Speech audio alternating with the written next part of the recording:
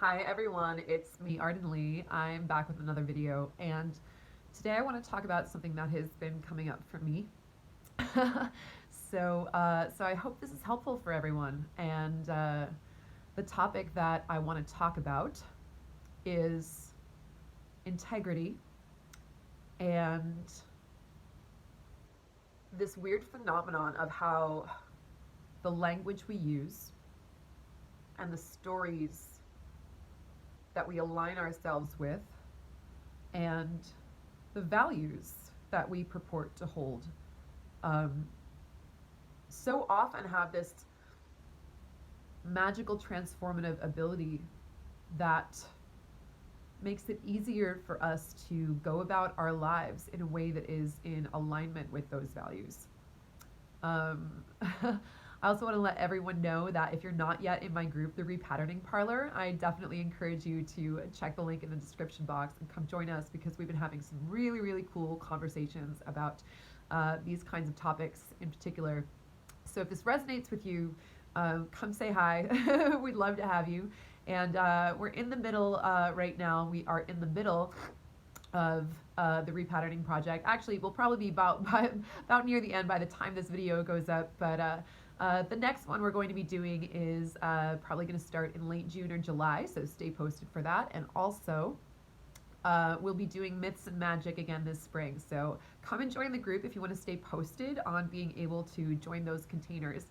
They're super fun, highly transformative, highly transformative. Be prepared.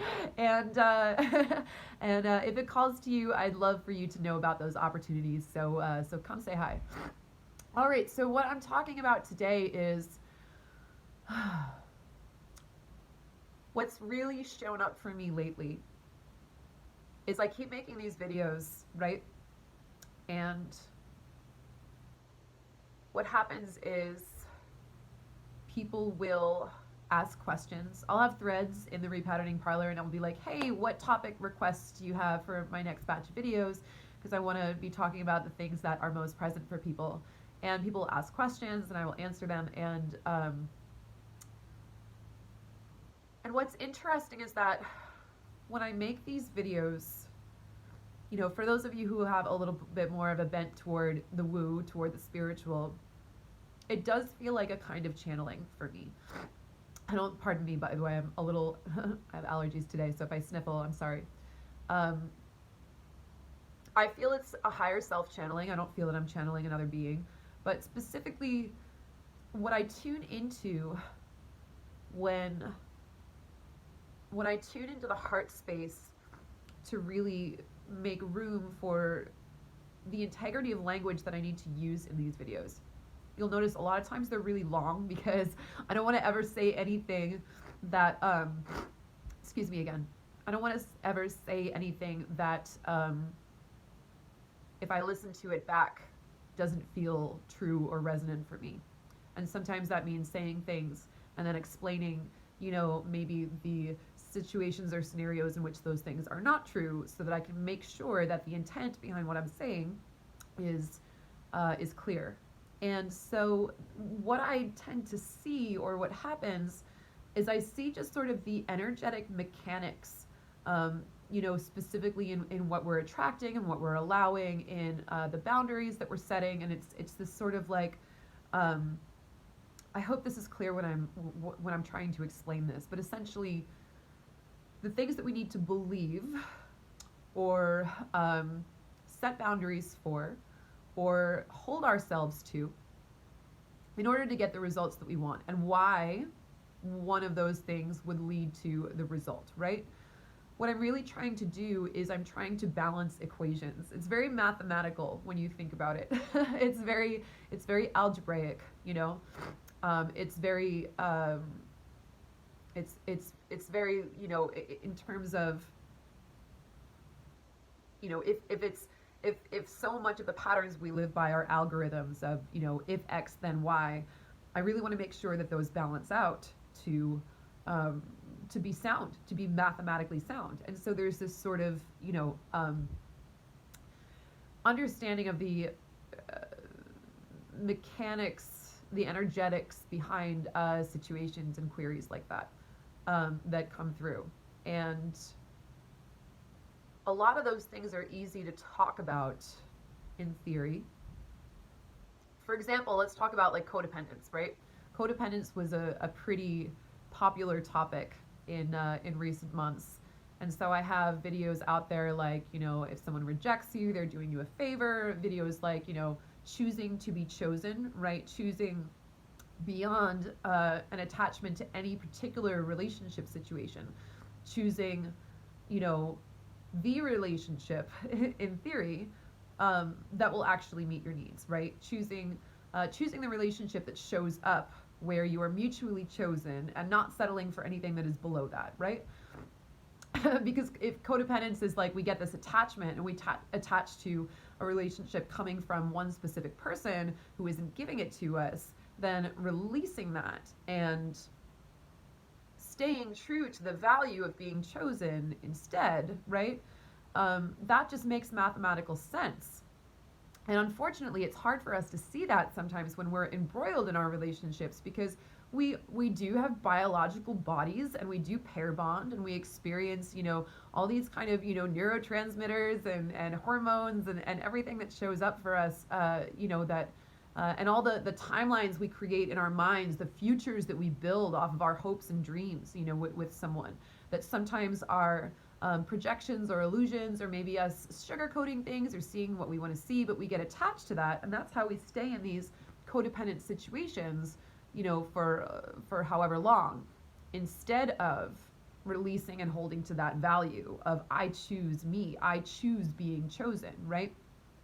So all of this makes really interesting mathematical sense when I'm working with this. So when I sit here in front of the camera and I'm talking to you guys, that's what I'm tuning into. So it does feel like a kind of channeling in a way. And when someone asks a question and I look at that situation and I look at the energetics of it and I explain, how it works or what potential solution I would recommend for it, and naturally I'm a human vessel. I'm not saying that I might not look back at some of my videos in a couple years and be like, oh, I could say that better now, or maybe, whatever.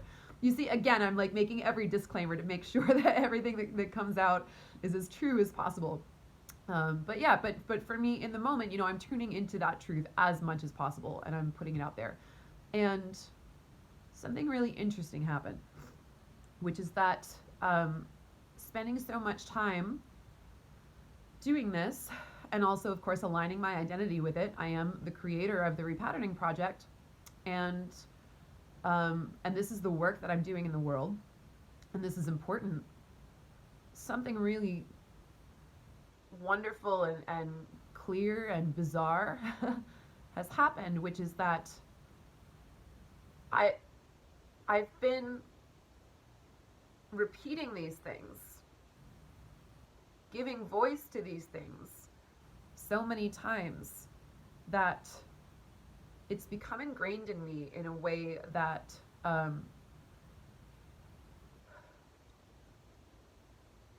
that surprises me a little bit, in a good way.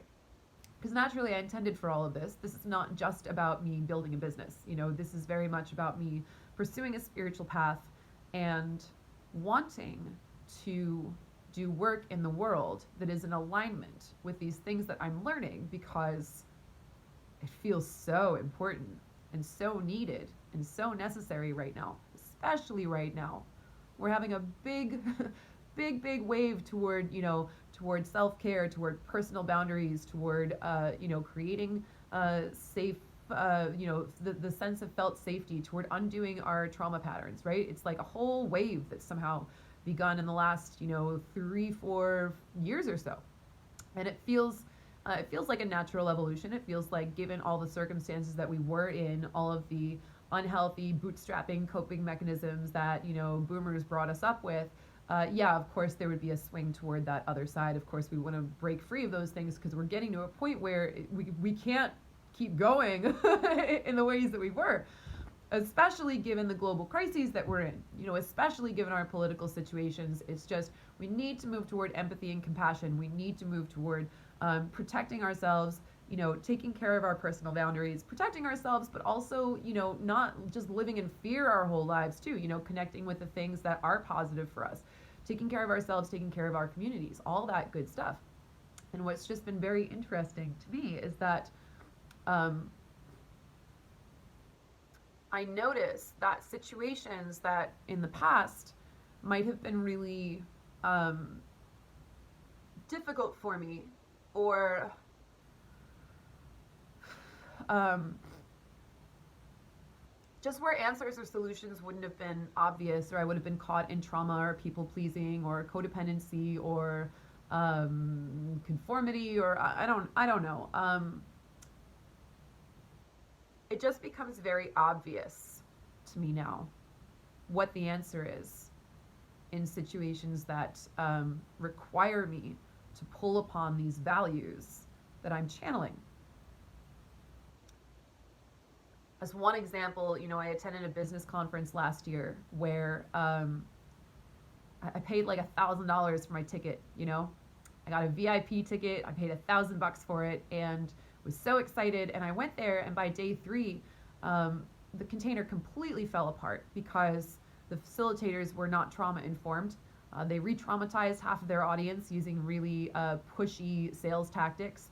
They dialed the energy in the room up so far that there were people like, fainting at the mic and convulsing on the floor. And it was a really unsafe container. It could have been great if they had facilitators who, first of all, if they had valued the safety of their container more than they valued making a bunch of big sales,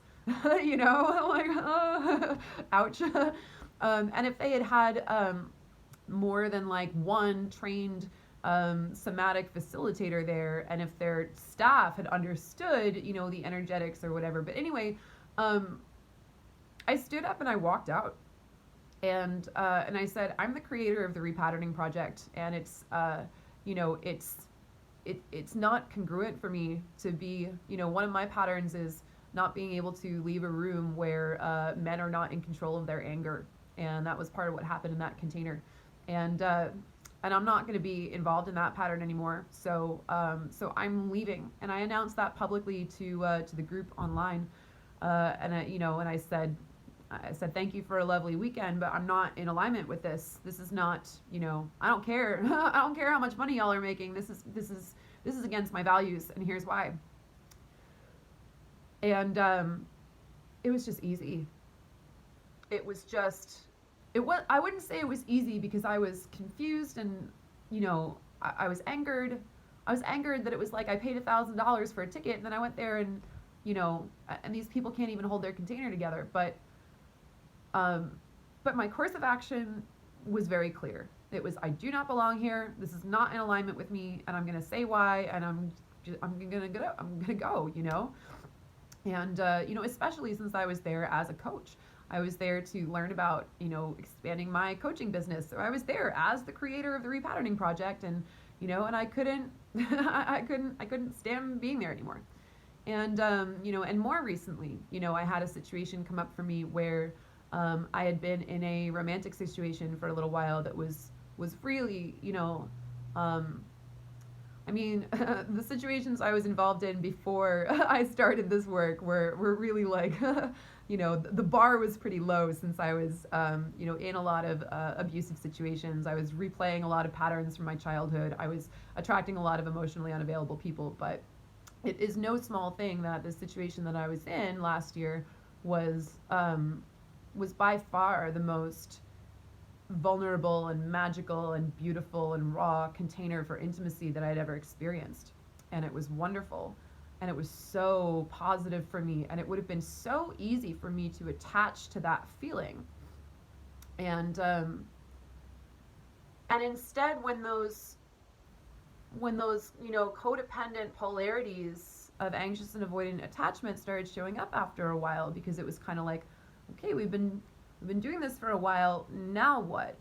Sometimes you're with someone and things are wonderful, but then you reach a certain growth point, a certain point of intimacy where you better both be on the same page. And we were not on the same page. And it was just so obvious. And I've been making all these videos about choosing being chosen, and and if someone says you like them too much, then they're doing you a favor by, disqualifying themselves, or all, whatever that is. That it was just, I'm not saying that there's not grief, I'm not saying that it's not, in many ways, a difficult, I was going to say, is it a difficult transition? It's not, it's not difficult in terms of I know what to do. I have clarity. I am getting support where I need support. It's just not fun. It's like if my house was like full of a bunch of trash that I had to take out. I know that I have to take out the trash, right? And it's just not fun doing it. That's kind of how my body feels a little bit now. I'm like, wow, I've got grief, I've got imprints, I've got attachments, I've got, timelines that I was playing out in my head that I hoped we were on the same page about, that we weren't. And it's just like, okay, so I just have to like go in for surgery now. I'm just like, I'm going in, I'm dealing with the grief. I'm going to the people that I work with, the facilitators that I work with, in order to work on that. And I wouldn't say it's fun, but again, the path ahead is clear. And the reason that there is such clarity for me, I think, is deeply related to the fact that I decided to become the creator of the Repatterning Project. And I log on, a couple times a month to make these videos and, and post them regularly. And here I am, and I'm sitting here and I'm repeating these things. And it's not that there aren't coaches out there who are way out of their integrity with what they preach versus what they practice, right? There's certainly shadow elements that can come up. There's certainly people will, put one, you Google any B. Schofield article, it's like there's this one reporter who was exposing all of these spiritual gurus in particular who were abusing the people in their clans and their followings while preaching, love and enlightenment and whatever. So I'm not saying that there's not shadow. I think one of the things that I've tried to do is that since this work deals with shadow in a heavy way, I don't know about a heavy way, but there is a focus on making the unconscious conscious, right? That is part of repatterning, is looking at the cycles and the patterns that we are repeating without understanding or knowing that there are other options and possibilities available to us. So it inherently to this work, there is, always looking at what is, shadow seems like dark or scary or evil or whatever. And it's not that. It's just about looking at what's not in our conscious awareness, right? So even in that, there is a lot of that built in. And maybe it's me, maybe my body is particularly given to narrative magic, to aligning with language. Language is really powerful for me, but it's happening.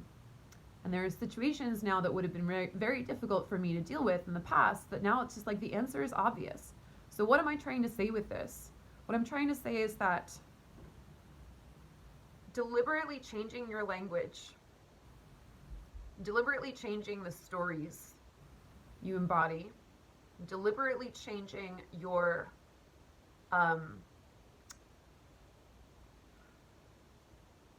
committing to the values you live by and voicing them. Wow.